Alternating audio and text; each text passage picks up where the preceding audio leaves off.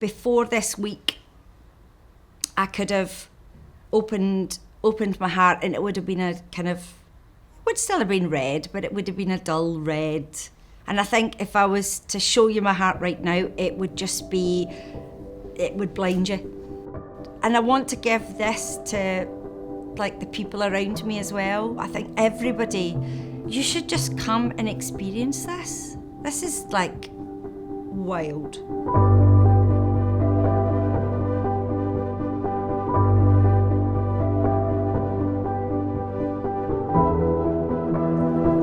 There are external goals and internal goals. An external goal is something I want to go and do out there in the world. Something I want to make, something I want to create, something I want to do. So, there's a verb aspect to that, right? Then there's the internal goals. I want to be more confident. I want to love myself more. I want to be happier. I want to be more at peace. I want to be free from this constant anxiety I have. All of these things that we do, that we have as internal goals. Now, there's nothing wrong with internal goals. Of course, internal goals are the most important in the sense that they determine the quality of our lives. It doesn't matter how much is going right in your life. If you're not happy, your life is still shit, regardless of how many things are going well for us. You can have the best job in the world, you could be the most beautiful person in the world, you can have the best boyfriend in the world, you can have everything, but if you don't love yourself, all of that will be hell. I've got a good job, nice house, great car, great friends.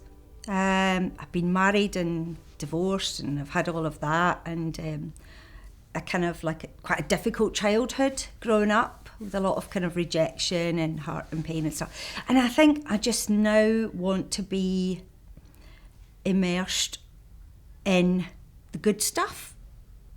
I want to believe that people don't think I'm a fake, you know.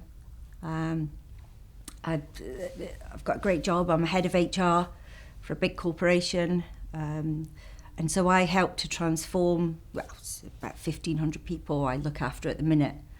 And I support them and help them grow. And then I can't even look in the mirror and think, she's great, her in there. So that's what I want for myself. I want to be able to look in the mirror and be proud of myself. And I think I'm going to get that from this week. I don't know how I'm going to get it yet, but I'm going to get that. So that's what I'm going to get from this week.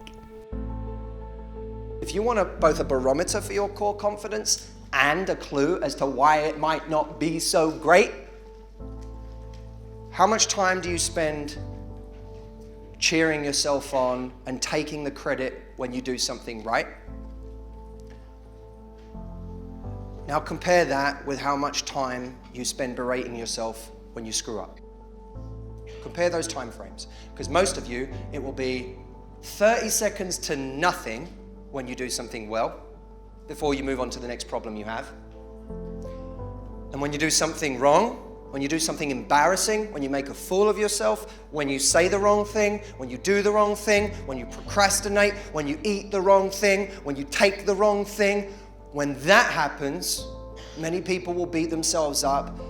Hours would be an understatement. Days, weeks, months, years, decades. Many of you in this room, if not all of you, are still beating yourself up for something that happened in the past that you still carry around today. Move on. No one gives a shit.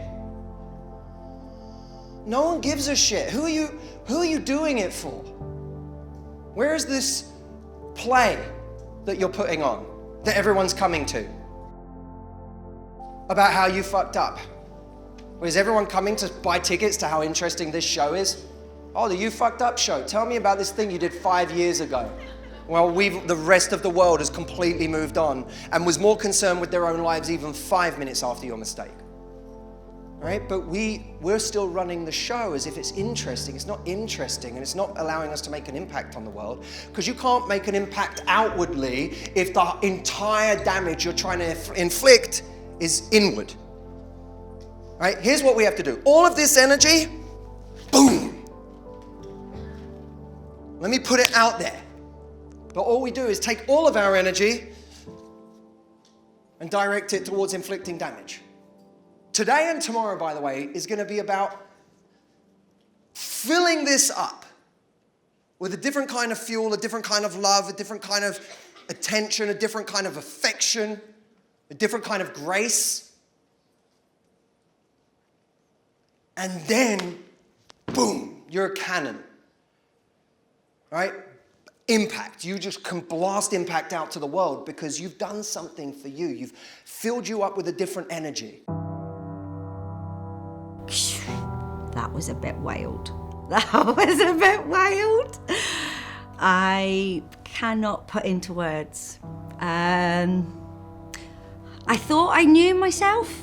I thought I knew, yeah, right, she's a bit funny, but do you know what? I've realised I didn't know anything.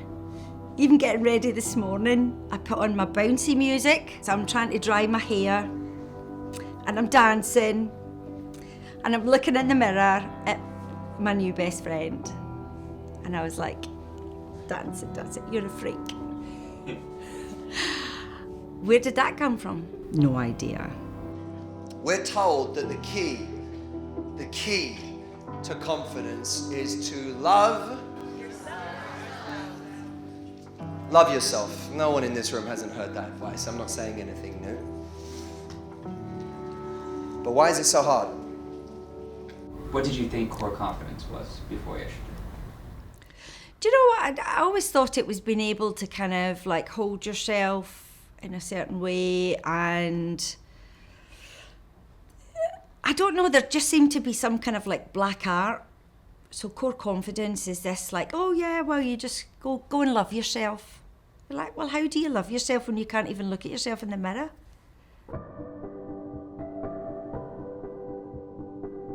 But now it's kind of like, I look at that person and I see the strength and the humility and the love and the compassion that person is looking back at me.